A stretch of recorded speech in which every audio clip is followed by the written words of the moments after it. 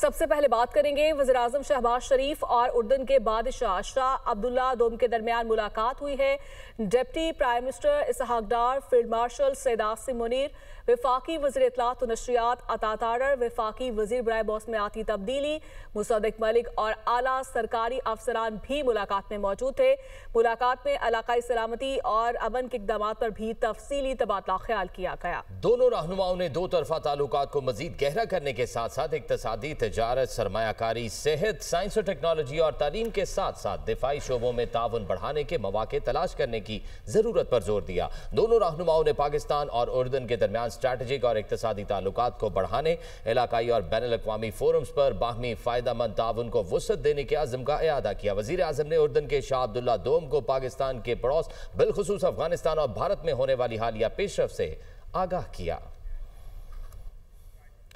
Lahore high court के justice Shams Mahmood Mirza ने इस्तीफा दे दिया है। जस्टिस शम्स महमूद मिर्जा ने इस्तीफा सदर मुमलिकत को भिजवा दिया। आइन में 27वीं तरमीम के बाद असूली तौर पर ओहदे पर नहीं रहना चाहता। इस्तीफे का मतन कहा, मैं असूली तौर पर और अच्छे ज़मीर के मुताबिक जज के तौर पर काम जारी नहीं रख सकता। लाहौर हाई कोर्ट के जज की हैसियत से अपना इस्तीफा पेश करता हूँ। आपको बताएं कि लाहौर हाई कोर्ट के जस्टिस शम्स महमूद मिर्जा ने इस्तीफा दे दिया है। जस्टिस शम्स महमूद मिर्जा ने इस्तीफा सदर मुमलिकत को इरसाल कर दिया। Welcome back. बात करेंगे द इकोनॉमिस्ट ग्रुप के डिजिटल मैगजीन 1843 की बानी पीटीआई के बारे में रिपोर्ट में होशरुबा इंकशाफात सामने आए हैं। बानी पीटीआई इक़्तिदार के लिए सियासत की बजाय तोहम परस्ती का शिकार थे। बानी पीटीआई ने इक़्तिदार और ताकत के लिए बुशरा बीबी से शादी की। बुशरा बीबी ने बानी पीटीआई को बताया, अगर हम दोनों की शादी हो जाए तो आप प्राइम मिनिस्टर बन जाएंगे।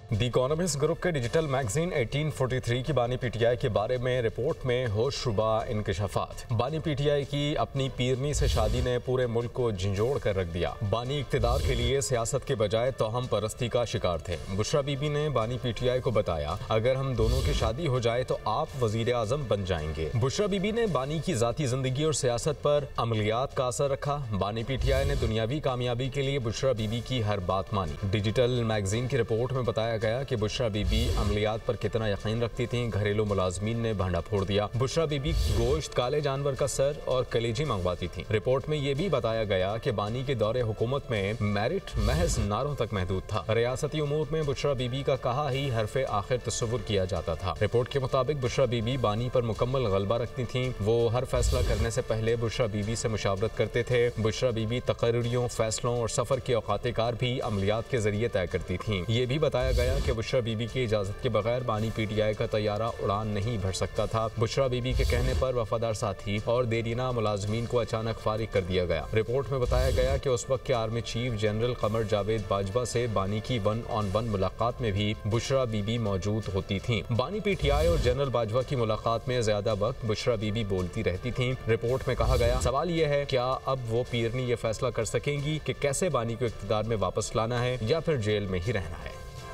वज़ीर दिफा ख्वाजा आसिफ कहते हैं कि दी इकोनॉमिस्ट की रिपोर्ट में हर चीज वाज़ेह होकर सामने आ गई। बैरिस्टर गौहर को अदालत जाना चाहिए, वरना इसकी तस्दीक के लिए मैं खुद अदालत जाऊंगा। Programme tonight with Samar Abbas में गुफ्तगू करते हुए ख्वाजा आसिफ का कहना था कि बुशरा बीबी सिक्योरिटी के लिए खतरा है।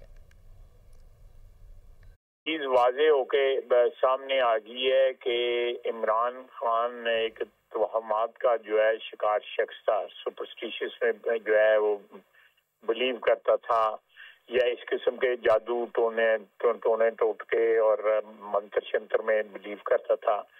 तो अगर इस शख्स ऐसे शख्स जो हैं वो पाकिस्तान के वज़ीर आज़म बन जाएं तो पाकिस्तान की रियासत का वही हाल हुआ था होगा जो इन्होंने हाल किया है। जनरल फैज ने, जनरल बाजवा ने जिस तरह प्लांट किया है इस औरत को, और आज गौर साहब ने कहा है कि वो कानूनी चारा जो भी करेंगे जरूर करें। अगर वो नहीं करेंगे तो मैं चला जाऊंगा उनके, मैं अदालत में चला जाऊंगा। मैं कहूँगा कि ये ऑथेंटिसिटी इसकी एस्टैब्लिश। इकोनॉमिस्ट कोई ऑर्डनरी पेपर नहीं है या मैगजीन नहीं है। वो लोग जो है कभी कोई ऐसी चीज नहीं छापेंगे जिसके मतलब कोई दूर दूर से स्पेकुलेशन हो सके कि क्या क्या फैसले जो है वो नेशनल सिक्योरिटी के या और कोई हुकूमती जो स्टेट क्राफ्ट जो है, जिस तरह रियासत जिस तरह चलाई जाती है उसमें कहाँ वो खातून जो है इन्फ्लुएंस करती थी। द इकोनॉमिस्ट की रिपोर्ट इंटरव्यूज की बुनियाद पर है। मुसन्निफा बुशरा तस्कीन कहती हैं, हमने पीटीआई लीडर्स, काबीना मेंबर्स, फैमिली फ्रेंड्स और बुशरा बीबी के रिश्तेदारों के इंटरव्यूज किए। अताउल्लाह तारड़ बोले, बानी पीटीआई ने इल्जामात की बुनियाद पर सियासत की। तलाल चौधरी कहते हैं, बुशरा बीबी गैर सियासी नहीं सियासी थी। उनका मजीद क्या कहना था, आइए देखते हैं इस रिपोर्ट में। द इकोनॉमिस्ट रिपोर्ट की शरीक मुसन्निफा बुशरा तस्कीन कहती हैं कि रिपोर्ट इंटरव्यूज की बुनियाद पर है। हमने पीटीआई लीडर्स, काबीना मेंबर्स, फैमिली फ्रेंड्स और बुशरा बीबी के रिश्तेदारों के इंटरव्यूज किए। दुनिया न्यूज से खुसूसी गुफ्तगू करते हुए उन्होंने कहा कि ये सारी चीजें 2015 और 2017 में रिपोर्ट होती रही। जो मवाद हमें मिला उसका 10% रिपोर्ट का हिस्सा बनाया है। जो चीज़ें पाकिस्तानी मीडिया में इससे पहले रिपोर्ट होती रही हैं ओवर द ईयर्स, उस सब को हमने सम अप किया है। उसके ऊपर फिर हमने फर्दर रिसर्च की कि आया ये चीज़ें वाकई ऑथेंटिक हैं या सिर्फ सुनी सुनाई बातें हैं। बहुत सारी तो बातें ऐसी भी निकली जो कि वेरीफाई नहीं हो पा रही थी, and those are not part of our story. हमारी स्टोरी में सिर्फ वही चीज़ें हैं जिनके लिए हमारे पास प्रूफ्स मौजूद हैं, जिसके ऊपर हम बात कर रहे हैं और बात कर सकते हैं। वफाकी वज़ीर इत्तलात अताउल्लाह तारड़ ने कहा कि बानी पीटीआई ने इल्जामात की बुनियाद पर सियासत की। दी इकोनॉमिस्ट की रिपोर्ट में बताया गया कि बुशरा बीबी सरकारी फैसलों पर असरअंदाज होती थी। तमाम मामला तोहम परस्ती की बुनियाद पर हो रहा था। बानी के जितने भी फैसले थे वो रूहानियत का लिबादा ओढ़े उनकी अहलिया करती थी। इकोनॉमिस्ट लंदन का एक बहुत ही बायानाज, बहुत ही मारूफ जरीदा है। उन्होंने कल एक स्टोरी शाया की कि इमरान अहमद न्याजी के जितने फैसले हैं वो एक रूहानियत का लिबादा ओढ़े उनकी अहलिया असरअंदाज होती थी सरकारी फैसलों के ऊपर। वो बताती थी कि कौन सी तैनाती कहाँ होगी, कौन से मुल्क के साथ अच्छे ताल्लुकात होंगे। वजीर मुमलिकत बराए दाखिला तलाल चौधरी कहते हैं कि बानी पीटीआई कहा करते थे कि उनकी अहलिया गैर सियासी हैं। वो सियासी भी थी और वो बानी पीटीआई को कंट्रोल करने के लिए इस्तेमाल की जा रही थी। जो सरकार कारकर्दगी और उसूलों की बुनियाद की बजाय जादू टोने और तोहमात पर चले, उसने मुल्क के साथ क्या किया होगा। ये कहा करते थे कि उनकी अहलिया जो है वो गैर सियासी है। तो वो सियासी भी थी और वो पूरी उसका हिस्सा थी जिस तरह इमरान खान को कंट्रोल करने के लिए इस्तेमाल की जा रही थी। और उसके बाद उनकी जो अमलिया और जो सरकार जादू टोने कारकर्दगी की बजाय जादू टोने पे चले, जो किसी असूल की बुनियाद की बनाए इस तरह की तोहमात पे चले, उसका अंदाजा बता रहे कि वो उसने इस मुल्क के साथ और क्या क्या किया होगा।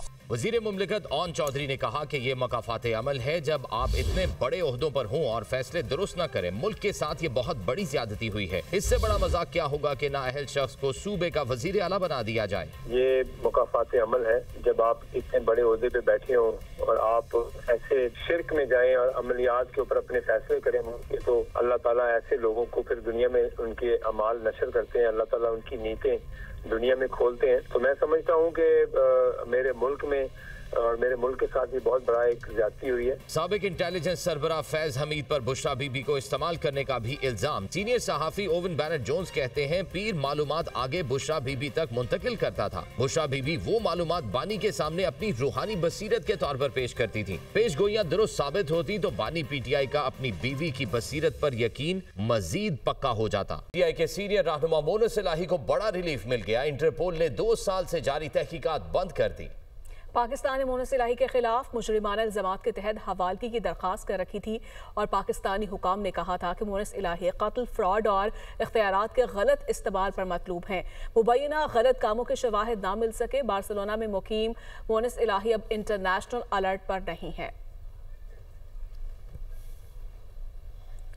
हैदराबाद के इलाके लतीफाबाद में पटाखों के कारखाने में धमाके से जौंभक अफराद की तादाद 6 हो गई। 7 जख्मियों को अस्पताल मुंतकिल कर दिया गया। इमदादी टीमों की जानिब से रेस्क्यू ऑपरेशन जारी है। आपको मजीद बताएंगे हमारे नुमाइंदे अल्ताफ कोटी। जी अल्ताफ, आगाह कीजिएगा। सर, आपने मालूम किया है कि यहाँ पर रेस्क्यू का जो ऑपरेशन है वो जारी है। यहाँ पर जो रेस्क्यू का अमल है कोई 5 बजे से यहाँ पर जारी है। जो 4:45 बजे के लगभग यहाँ पर ये धमाका हुआ है और यहाँ पर जिले इंतजामिया के अफसरान, पुलिस के अफसरान, रेंजर्स के एहलकार, रेस्क्यू की टीमें और यहाँ पर फायर ब्रिगेड का अमला और यहाँ पर इलाके के जो यूसी चेयरमैन है वो और मुंतखब नुमाइंदे यहाँ पर पहुँचे हैं। और यहाँ पर जो ऑपरेशन है जो आखिरी लम्हात के अंदर ये शामिल है। इसके अंदर अपना हिस्सा बांट रहे हैं। यहाँ पर जब इत्तला मिली कि यहाँ पर बड़ा धमाका हो गया है तो इलाके के बहुत बड़े जो दूर दूर से लोग यहाँ पर इस धमाके के मुकाम पर आकर जमा हो गए थे और कई लोगों ने तो इस जो रेस्क्यू ऑपरेशन है उसके अंदर हिस्सा भी लिया है। मुल्क में अमन तबाह करने की किसी को इजाजत नहीं दी जाएगी। फील्ड मार्शल ने वाज़े पैगाम दिया, दहशतगर्दी पर कोई समझौता नहीं होगा। वजीर दाखिला मोहसिन नकवी की वाना कैडेट कॉलेज में कबायली माहिदीन से मुलाकात में गुफ्तगू, बोले सरहद पार से दहशतगर्दी हो रही है। इस्लामाबाद के चहरी हमले में भी अफगान दहशतगर्द मुलविस हैं। ये दहशतगर्द भी नहीं, दरिंदे हैं जिनका इंसानियत से कोई ताल्लुक नहीं। पाकिस्तान और उर्दन के दरमियान मुआहिदे और मुफाहमती याददाश्तों पर दस्तखत की तकरीब जारी है। इस्लामाबाद में इस वक्त पाकिस्तान और उर्दन के दरमियान मुआहिदे और मुफाहमती याददाश्तों पर दस्तखत की तकरीब जारी है और इस टाइम आप ये मनासर भी देख सकते हैं और मुलाकात में दो तरफा ताल्लुकात के मुख्तलिफ पहलुओं पर भी तबादला ख्याल किया गया है। जी बिल्कुल, आपको बताएं कि पाकिस्तान और उर्दन के दरमियान एमन सफदी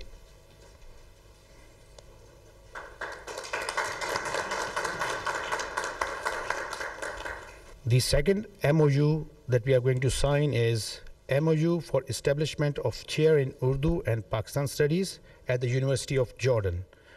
I would request Honorable Minister for Climate Change, His Excellency Mr. Musaddiq Masood Malik, to please come forward, and the Deputy Prime Minister and Minister for Foreign Affairs and Expatriates of Jordan, His Excellency Mr. Ayman Safadi.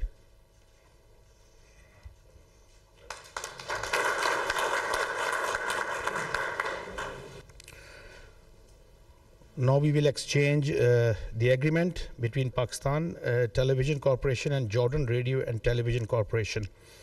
And I would request Minister for Information, His Excellency Mr. Atta Tarar, to please come forward, and the Deputy Prime Minister and Minister for Foreign Affairs and Expatriates of Jordan, His Excellency Mr. Ayman Safadi. The number 4 and the last one is cooperation agreement between Pakistan Broadcasting Corporation and Jordan Radio and Television Corporation. I would request His Excellency Mr. Atta Tarar, Minister for Information, to please come forward again, and Deputy Prime Minister and Minister of Foreign Affairs and Expatriates of Jordan, Mr. Ayman Safadi. Ladies and gentlemen, this concludes our ceremony for today. Thank you very much, Excellencies. With the kind permission of the Honorable Prime Minister. Ladies and gentlemen, Assalamu alaikum and a very good evening. I welcome you all to the MOUs and Agreements exchange ceremony on the auspicious occasion of the visit of His Majesty King Abdullah II Ibn al-Hussein of the Hashemite Kingdom of Jordan. We have altogether 4 documents that we are going to exchange. We begin with the number 1, which is Program for Cultural Cooperation between Pakistan and Jordan. In this regard, I would request Deputy Prime Minister and Foreign Minister, Senator Muhammad Ishaq Dar Saab, to come forward, and the Deputy Prime Minister and Minister for Foreign Affairs and Expatriates of Jordan, His Excellency Mr. Ayman Safadi.